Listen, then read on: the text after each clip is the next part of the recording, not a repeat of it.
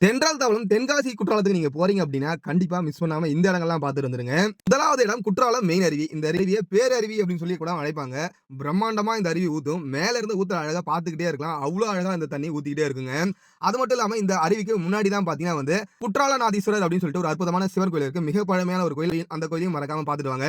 அடுத்ததா 2வது பார்த்தீங்கன்னா பழைய குற்றாலம் அருவி. இந்த அருவி குளிக்கிறதுக்கு ஒரு ஏத்த ஒரு இடம் அப்படின்னு கூட சொல்லலாம். தண்ணி அப்படியே பாறையில இருந்து ஸ்டெப் பை ஸ்டெப் ஊத்தும். அத பார்க்கிறதுக்கே ரொம்ப அழகா இருக்குங்க. அடுத்ததா 3வது இடம் என்ன அப்படின்னு கேட்டீங்கன்னா, ஐந்தருவி.